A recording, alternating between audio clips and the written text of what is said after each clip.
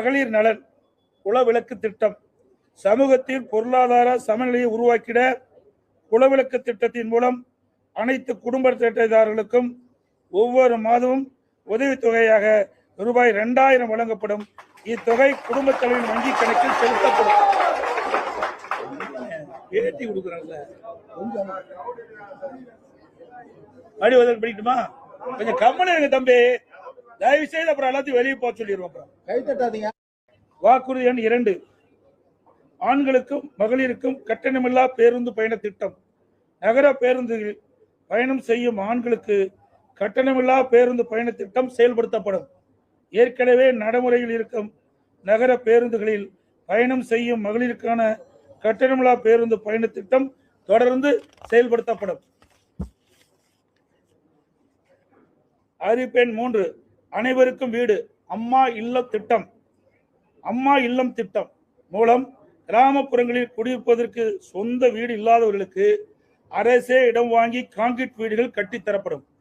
அதேபோல நகர பகுதியில் சொந்த வீடு இல்லாதவர்களுக்கு அரசே இடம் வாங்கி அடுக்குமாடி வீடுகள் கட்டி அம்மா இல்லம் திட்டம் மூலம் விலையில்லாமல் வழங்கப்படும். அதை போலவே ஒரே குடும்பத்தில் வசிக்கும் பட்டியலின மக்கள் அவருடைய மகன்கள் திருமணமாகி தனி குடித்தனம் செல்கின்ற போது அரசே இடம் வாங்கி அவர்களுக்கு கான்கிரீட் வீடுகள் கட்டித்தரப்படும். அறிவிப்பெண் 4, 100 நாட்கள் வேலை வாய்ப்பு திட்டம் 150 நாட்களாக உயர்த்தப்படும். 100 நாட்கள் வேலை வாய்ப்பு திட்டம் 125 நாட்களாக உயர்த்தப்படும் என்று மத்திய அரசு அறிவித்துள்ளது. கிராமப்புறங்களின் வளர்ச்சிக்கான இத்திட்டம் 150 நாட்கள் வேலைவாய்ப்பு திட்டமாக உயர்த்தப்படும்.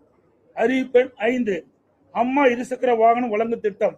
மகளிருக்கு ரூபாய் 25,000 மானியத்துடன் 5 லட்சம் மகளிருக்கு அம்மா இருசக்கர வாகனங்கள் வழங்கப்படும். முன்கூட்டியே இந்த தேர்தல் அறிக்கை ஏற்கனவே அவங்க 1000 ரூபாய் டிஎம் கொடுத்துருக்காங்க ரூலிங் கவர்மெண்ட். இப்போ நீங்க 2000 ரூபாய் கொடுக்குறேன்ற வாக்குறுதி ஏற்கனவே கடன் சுமை அதிகமா இருக்கும்போது இதை எப்படி சமாளிக்கணும்?